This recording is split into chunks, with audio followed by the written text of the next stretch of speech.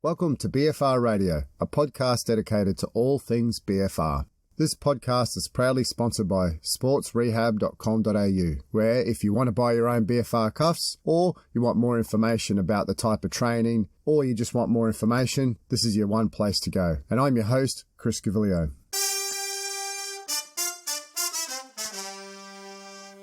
Welcome back to this episode of BFR Radio. Thanks for joining in. A few updates before we get into this podcast. My last episode from Your Questions Answered, I thought was huge. I felt I covered a lot of areas with both the upper and the lower body, from pre to post-surgery, and also returning to full training. So if you haven't already checked it out, make sure you do. Also, what I've done is, you'll notice if you follow me on Instagram or Twitter, which is at Chris Gavilio, I do these 60-second snippets where really I try to get the best bits of it. And it was that big, I had 16 of them. So I was able to cut the whole podcast into 16 minutes of the best information. And now what I'm going to do with that is, because there's lots of great practical information, I've got shot some videos so you can have a look at it and you can actually see what I'm talking about. And if you're going through the same kind of things, you can actually apply it into your own training as well. And just on that, if you do have any burning questions about BFR and your own training, let me know and I'll put it together. In this case with Declan, we actually got online and we chatted about it, and we had that really great flowing conversation. But there's some people who just have got those couple of questions, and I can also then just form that into my own podcast. As I'm recording this episode, it actually coincides with the start of the 2020, or should I say 2021, Tokyo Olympic Summer Games. I'm actually currently sitting in my hotel room in Cairns, far north Queensland, helping out with the Australian track and field team. In particular, I work with 3 athletes, 1 sprinter, a female, 200 metre runner, Riley Day, and also 2 decathletes, Ashley Moloney and Cedric Dubler, and they'll be competing very soon, so keep an eye out for them. With respect to these athletes, I mainly do their strength programs, but I'm also the shot put and discus coach for the 2 decathletes. It's actually been a really exciting few weeks seeing the athletes finalize their preparation, and as per usual, these camps always have a few challenges. So if everything goes according to plan, hopefully I can talk more about that at another time. And if we can pull it off, it's going to be so exciting that I really think that this could be potentially huge for how we train athletes, but in particular how we incorporate BFR with our athletes' training. It's actually been interesting bringing BFR into this camp. The athletes I work with are very comfortable with blood flow restriction and use it systematically within their training in both the gym and also around the track. However, even in this environment, there's a mixed stigma around BFR. Perhaps this is driven from misconceptions and misinterpretation of studies, and I think also perhaps just a plain lack of good quality education. And hopefully this will change with time.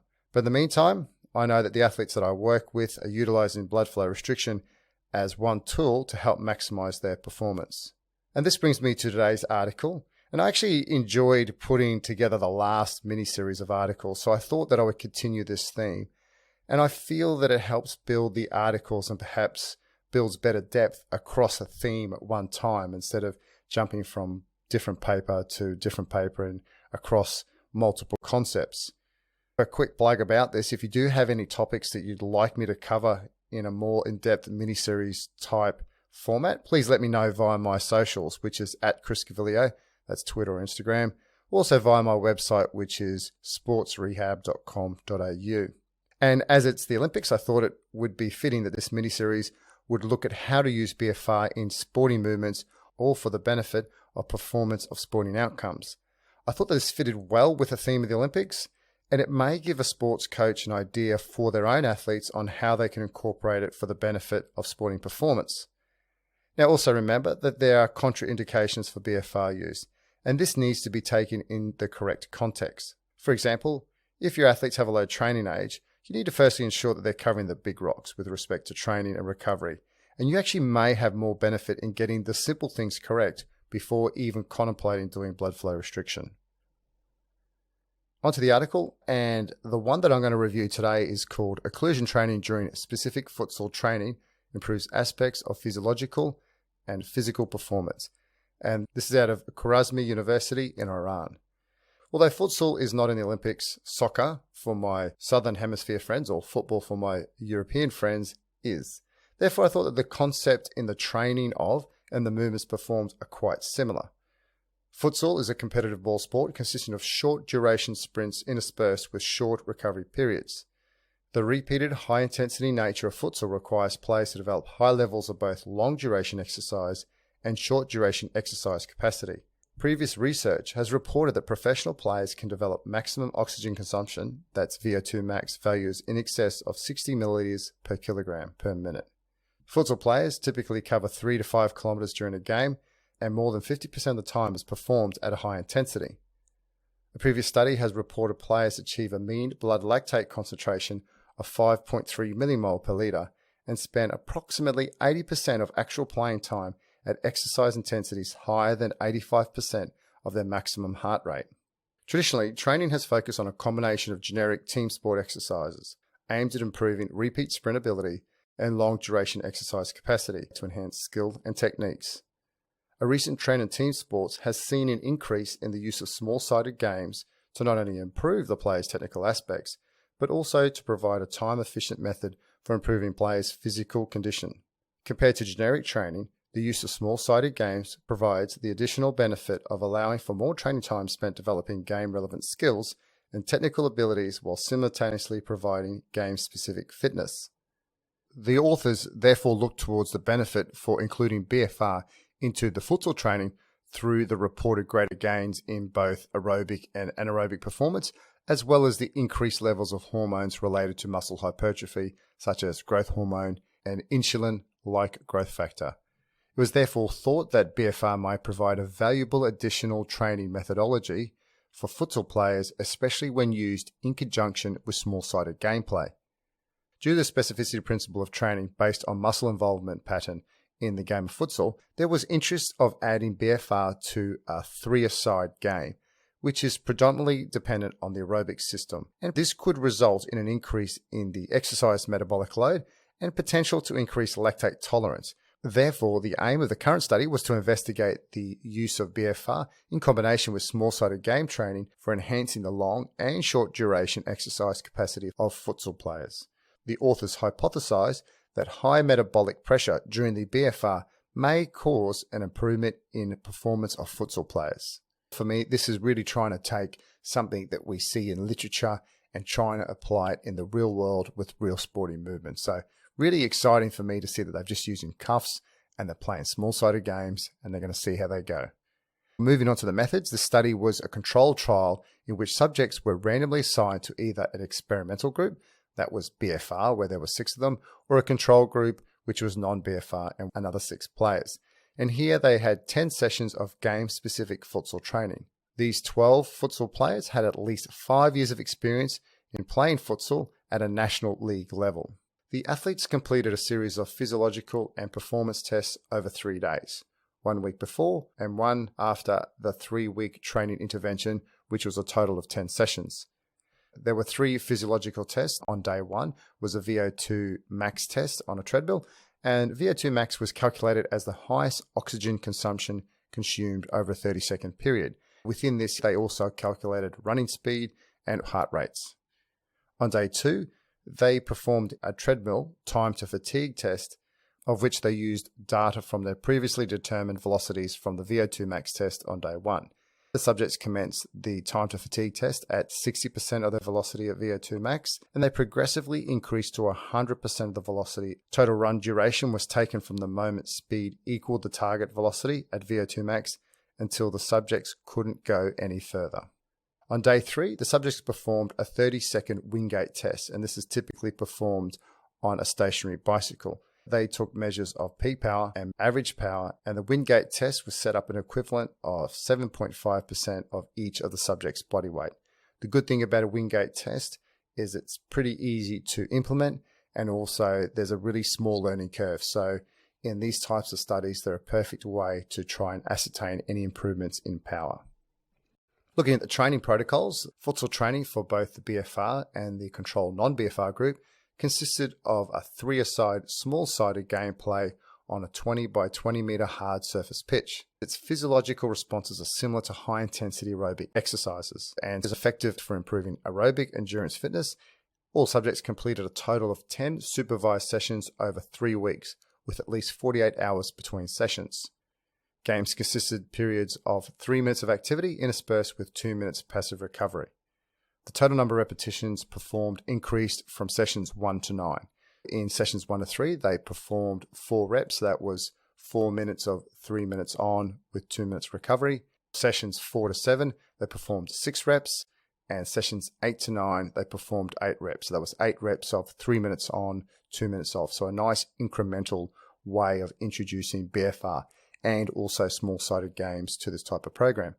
And the 10th session was actually performed at the same intensity and also therefore the repetitions of the first session to allow for physiological comparison. All games were played against opposing teams under the same experimental conditions. In other words, BFR versus VFR and non-BFR versus non-BFR. The BFR group wore right and left leg pneumatic cuffs, which were 13 centimeters wide, and these were placed on the typical upper thigh. In the first week of training, cuffs were inflated to 110% of each individual systolic blood pressure. Now, there's lots of different methodologies out there. Some uses limb circumference, some Doppler ultrasound, and there's actually one way of using individual systolic blood pressure. And although a lot of research typically now looks at limb circumference as a major guiding factor, there are still papers that use systolic blood pressure to calculate BFR training pressures. The cuff pressure was progressively increased by 10% following each 2 completed training sessions, and the cuffs remained inflated for each 3-minute training period and were immediately deflated for the subsequent 2-minute recovery period. The player sat down on a bench and inflated the cuff by a gauge. When the target pressure was reached, players performed 3 squats to ensure that the exact pressure was reached. Heart rate during all sessions was also recorded. Other measures that they took was rate of perceived exertion after each exercise set. And in the first and last training sessions, that was session number 1 and session number 10, fingertip blood lactate measures were taken immediately on the completion of gameplay and at 5 and 12 minutes post-play. All lactate measurements were taken with the occlusion cuffs removed. Hormones were also analysed for free testosterone, cortisol, and also growth hormone. This was taken before the commencement of the training session. This is the baseline. Immediately after the first session to look at the acute response, and after the last training session, and 48 hours after the last training session to see what kind of longer term adaptation may have taken place.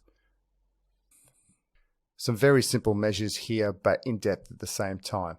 Do they improve their fitness? Do they improve their time to fatigue? Also power outputs, and then what kind of hormonal changes have taken place. So with those kind of measurements, let's get onto the results. If we look at the performance measures, in the aerobic and anaerobic performance variables, both BFR and non-BFR groups showed substantial increases in VO2 max, where the BFR group increased approximately 11% and the non-BFR group only 6.8%. The velocity at which VO2 max was achieved improved significantly for both groups following the training period, although the differences were deemed small and not significant. There were significant differences between the groups in time to fatigue and running economy in favour of the BFR group. There were significant differences between groups in time to fatigue and running economy in favour of the BFR group only. If we look at the 30-second Wingate test, results show that peak power increased significantly in both the BFR and the control non-BFR group, whereas average power increased significantly only in the BFR group. Looking at blood lactates, in the first session, there was a significantly higher blood lactate concentration immediately and 5 minutes later in the BFR group compared to the non-BFR group. The blood lactate levels decreased in both groups at 12 minutes later, and at the last session, blood lactate levels were significantly reduced in the BFR group compared to the non-BFR group. This kind of makes sense, really. The first time that the people are using these BFR cuffs, they're finding it quite tough. But what we find with people who use BFR is they quickly get accustomed to it. And obviously this is highlighted with the reduction in blood lactate levels in that last session. In all training sessions, RPE and heart rate was significantly greater in the BFR group. Onto the hormonal response, growth hormone concentrations increased in both groups, but was substantially greater in the BFR group. However, the growth hormone concentrations at the response to the last training session increased non-significantly in both groups. And at the end of the testing protocol, the increase in growth hormone resting concentrations were non-significant. when we look at the concentration of testosterone and cortisol, both of these increased significantly immediately after the first session. And in the last session, both groups saw an increase in testosterone, but not cortisol. It was also noted there was a difference in testosterone and also a testosterone to cortisol ratio after the first session, and this was significantly different between both groups in favor of the BFR. If we look at the changes in the resting levels of hormones across the 10 sessions, there was no real changes as to whether we wore BFR cuffs or not. And in some of my own studies that I've actually found that although at times the testosterone concentration may show something, the inclusion of cortisol gives a much better picture. It's actually reported to be a great indicator of a balance between the anabolic and the catabolic nature of the body. In some of my studies, we actually found some really great correlations to outcome and performance. Overall, the findings revealed that applying BFR increased the internal training load through heart rate and the RPE measures, and this resulted in small additional but potentially meaningful improvements in several aspects of aerobic and anaerobic performance. There was a significant increase in the serum or the blood concentrations of growth hormone and testosterone and cortisol immediately after small-sided games with and without the BFR. But 48 hours after the last training session, there was no significant changes were observed in the overall resting concentrations. However, it must be noted here that there was an increase in the testosterone to cortisol ratio, and this was significant in favor of the BFR group. The increase in the mean RPE and heart rate in the BFR group was probably higher due to the lower oxygen delivery conditions provided for active muscles whilst wearing BFR cuffs. The RPE values reported during training without BFR were partly light to somewhat hard, but when played under BFR conditions, the RPE values increased to a hard or very hard score. The increased heart rate in the BFR group was consistent with previous BFR studies, where around 86% of heart rate max was shown for the BFR group and 83% of heart rate max for the non-BFR group. Following the first training session, there were significant greater blood lactate levels in the BFR group compared to the non-BFR control group, and it seemed therefore that the BFR increased metabolic stress by impairing oxygen availability, and thus more energy was derived from the anaerobic system with a resultant increase in blood lactate. During the last training session, there was shown to be a decrease in lactate concentrations observed in both groups, but this was significantly more so in the BFR training group. Training with BFR has previously been shown to improve onset blood lactate accumulation. On the other hand, exercise training has been shown to increase lactate removal availability. Put simply, it seemed that training with BFR facilitates muscular adaptations leading to a greater lactate clearance and potentially faster recovery for futsal players. The improved lactate clearance may be also related to the elevated testosterone concentrations observed in the BFR group. During this three-a-side game training, the futsal players performed numerous short sprints and other high-intensity activities continuously. So this format led to improved anaerobic indices, as indicated by the Wingate 30-second test, where peak power, average power, and mean power were shown to be in favor of the BFR group. Of the measured anaerobic indices in this study, only the changes in average power differed significantly between the two groups. The exposure of players to extreme metabolic acidosis during the BFR training likely resulted in increased lactate tolerance and ultimately improved average power in the Wingate 30-second test. An improvement in average power is important for futsal players because the lactate anaerobic system is the predominant energy system used within futsal. Therefore, BFR trained players can tolerate higher blood lactate and perform more activities under high pressure in futsal conditions. Increases in VO2 max occurred in both groups after training, with somewhat larger increases in the BFR group. The increase in VO2 max seen in both groups in the study is actually similar to increases reported in another study where they did 8 sessions running on a treadmill at 80% of peak running velocity in BFR and a controlled non-BFR group. And there were actually only trivial differences between these groups. Therefore, it seems that intensity of exercise plays a role in the increase of VO2 max. Despite the similar increases in VO2 max and the velocity at which VO2 max was achieved in both groups, running economy and time to fatigue only significantly increased in the BFR group. In fact, the submaximal oxygen cost was reduced by approximately 22% and time to fatigue increased by 7% in the BFR group. Both of these variables in the control non-BFR group remained unchanged. It is possible that the improvement in the time to fatigue was related to an increased running economy as a result of local muscular adaptation. If we look to other literature, it could be proposed that increased red cell mass and improved skeletal muscle buffer capacity was involved in this improved running economy. Hormonally, the results of this study shows an elevated testosterone and growth hormone concentration, and this may also be involved in improvement in running economy because there is a growth hormone to insulin to growth factor axis, which is involved in the physiological elevation of hemoglobin, and also testosterone has been shown to stimulate erythropoiesis, which is the production of red blood cells. And if you want to know what the growth hormone to insulin growth factor axis is, it's actually linked to the nutritional status of an individual, where growth hormone is a potent stimulator of insulin growth factor, and insulin growth factor 1 is an anabolic and metabolic hormone. And in particular, the influence of insulin growth factor 1 in mediating some of the beneficial aspects of exercise has been highlighted with respect to post-exercise recovery and remodeling mechanisms for muscle tissue. And also hemoglobin. Hemoglobin is a protein in your red blood cells that carries oxygen to your body's organs and tissues and transports carbon dioxide from your organs and tissues back to your lungs. A higher red blood cell volume facilitates a higher oxygen transport to the active skeletal muscles by facilitating a higher cardiac output. Overall, higher volume of red blood cells equals higher athletic performance. Back to the hormones, there was a significant increase in testosterone concentrations and also the testosterone to cortisol ratio, and this was observed at the first session of work with BFR. Other studies have shown that high-intensity exercises produce lactate leads to the stimulation of testosterone release.